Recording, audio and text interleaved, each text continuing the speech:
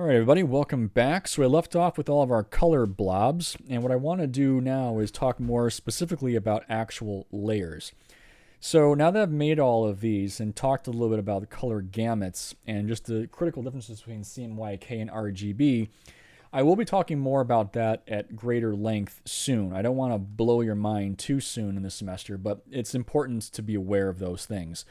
I also wanted to get into this color information here as well because it has a lot to do with the way that Photoshop prepares its documents and certainly in the way that it refers to its color systems and how those things all interplay with each other.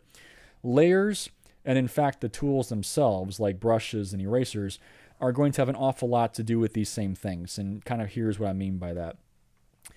So as a quick review, I've got 3 layers built. I've got one which was usually just my background, just a simple white field of nothing. Right above that, there is a simple field of gray. Again, nothing on it, just a gray tone. And then on this other layer at the very top, we have our color blocks. So instead of referring to them as these layers, I'm going to give them names. I'm going to call this one background, and all you have to do is double click on the name to do that. And I'm going to call this one gray. And then above this one, I'm going to call that layer colors. And so I've got my 3 different layers, background, gray, and colors. And right now, all 3 of these are set to normal. And what that means is that when I have each one of them selected or highlighted as I'm doing here, that this drop-down menu inside of my layers palette currently says normal, as it always will by default. You have to manually change this. It will not do it for you for any reason. They're also all set to 100% opacity, and they're all also set at 100% fill. I'll ignore this entirely for a long time because that really doesn't have a lot to do with what we're using it for in our applications, at least for the foreseeable future. But however, opacity and this drop-down menu are very critical because they refer to basically the primary functionality of what painting digitally allows you to do, whereas you can never do these things digitally. Traditionally. To comment more on these, I'm also going to need to pull your attention to the brush. So going back to the brush tool, as I've said before, when you have any tool selected, secondary tools appear along the very top. So in this instance, when the brush is selected, I have the drop-down menu available to me that also says normal by default. When I click on this drop-down menu, here are all the exact same terms that are available over here in this menu under layer. It's the exact same things. And as I flip through these, you can see what's happening on my screen. It's changing the way the information on that layer is behaving. Well, I'm going to leave it at normal for a second. These drop-down menus refer to things that don't make an awful lot of sense to your classic painter or illustrator. Because again, keeping in mind what this program is called, Photoshop, this was a photographer's tool from the very beginning. Illustrators and other visual designers have sort of shanghaied this program and forced it to do things that initially was not really intended to do, at least not in the capacity that it is in 2020. This program was made to be a part of the photographer's tool set. So things like darken, multiply, color burn, linear dodge, linear light, difference, and exclusion.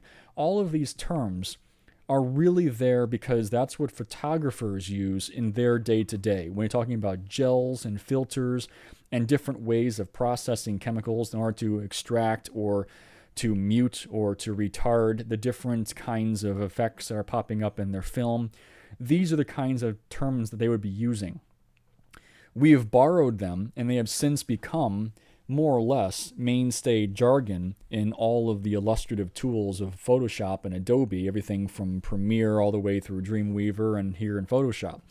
So these tools and these terms, they mean the same things they've always meant, but if you don't already know what they are referring to, you're not alone. So I'm only calling this out because don't feel bad if these terms don't make any sense to you, because in effect, unless you're a photographer, they're really not going to. But the way these tools behave, they are all consistent from program to program and from tool to tool. So here, where it says overlay, that will behave in exactly the same way that this option of overlay says. So when you are first making a mark, everything that I did on this canvas, on this layer, was all built using a brush set to normal. I did not change any specific settings. They were all at normal for now. We'll get into that later as well. Right now, this layer, however, currently set at normal. As you saw me do a second ago, if I click on this and go down the list, you'll see these all behave differently. Let me zoom in a little bit so you can kind of see the edges. Let's go to something that's not going to hopefully blind you. God, they're all really bright, aren't they? Maybe right in there. Okay, so pay attention to the edge quality. Right now, these are set at normal. And keeping in mind that these are all levels of color that are floating along a gray background. So these are two separate backgrounds. All the colors are all on their own layer. So this layer I'm going to select and set to dissolve. This dissolve makes it look like the 1980s version of Microsoft Paint. This is what the airbrush used to look like back in the day. Now watch if I take this opacity and I bring the opacity slider down. So what's happening with dissolve is that every single little speck of color is all still at 100%. It's just that now the voids between those little specks of color are further and bigger, and it makes it look like this piece is like literally dissolving into background. So the higher the opacity in this instance, the more clusters of color there are until it's so clustered that it basically forms one solid blob. If I go back to normal and change my opacity, you'll see that the opacity here means more like what you expected it to mean, which is you're starting to see more and more of the background shine through. This layer is dissolving, or I should say it is becoming less and less opaque, and you can see right through it as if it was like tracing paper. Each one of these layer adjustments is going to give you different effects. They're all going to do different things for different reasons, and they're not always going to be as predictable as you think they are. It has a lot to do about what's behind it. So to do that, again, we have a gray background. I'm going to just simply scroll down each one of these and show you how they behave. And they kind of have the same but different effects from spot to spot. You'll also see that some get very wildly different. I'm not going to make a big tutorial about how these work or what they're for, because you're going to find endless uses for these. It's also very difficult to put to words sometimes what these various levels are doing, because they're not always behaving the same way from image to image. The ones that I am, however, going to pull out and show you specifically are the 4 or 5 following. Normal, for obvious reasons. That's the default one. You should know that it's basically what you see is what is truly there, and that is basically its default state. The next option that I like to show is multiply. What multiply does is it will take anything, any pixel information that is currently on that layer, which in this case is literally everything, and it will multiply that or add it into the layer behind it. Right now, gray is our layer that is behind it or below it. So if I click on multiply, all of these colors are going to fuse and get darker and multiply into that gray background, which is why they all seem to have gotten muted. But where did white go? White disappeared because the closer to bright or the closer to white you get, the more transparent it becomes. Because if you think about it this way, white is sort of like the nothing color. There's nothing there. So when you're multiplying that into the background, you're literally adding nothing to it. You're just adding nothing. You're adding white. Don't think of it as white like pigment. Think of it more like white equals nothing. It's just nothing there. Blank paper. The exact opposite of multiply is screen. So with screen, what will happen is it's almost like it's sucking colors out. It's making things brighter, or at least it's brightening up the background. So now the exact opposite has happened, where now the white is very opaque and the black has disappeared for the exact same reasons that multiply did, except in reverse. So in this case, black represents nothing and is gone completely transparent, and white represents full-on opacity and is completely obscured the background, which in this case is that gray color. The in-between of these two is overlay.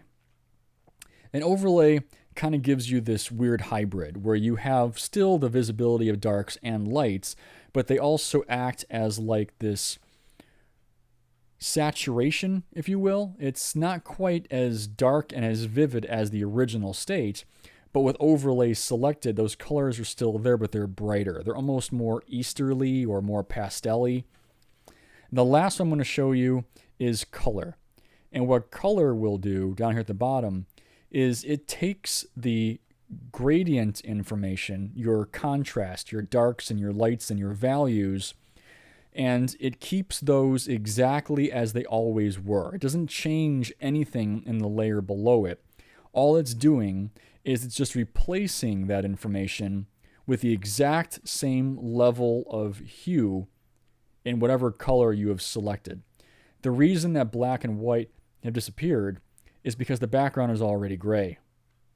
And since black and white are both versions of gray at their extreme, it's not doing anything. It's trying to make that gray color gray. And in this case, this one is showing up as like this soft red because it's trying to keep the gray color at exactly the same level of chroma or hue. It's just shifting it over to a red version of that. Now, I'm going to do a really quick find here and go off to the internet and see if I can't find a black and white photo of anything random so that I can pull this into my document and kind of show you what that looks like. So here is a city shot. Why not? So I'm going to take this, hide this for now. I'm going to pull this image in, and I'm just going to make this real big so it fits the screen. All right, so let's just say that there's our drawing / photograph. And now I'm going to bring back my colors. I'm going to set this at normal so that we can see what's happening. So with normal selected, all of those colors are obliterating everything that is behind it. So they're just colors floating in space. If I bring the opacity down, you can start to see the background starts to show through. Cool, that's what we were thinking it was going to do. If I change this and go now to multiply, now what I'm doing is I'm actually colorizing everything that is behind that layer. So the white disappeared because, as I told you, the closer to white you get, the transparent you become. The black is showing very little behind there because the black is adding to whatever is visibly available. So the black is now making it even darker, which is why you can't see anything.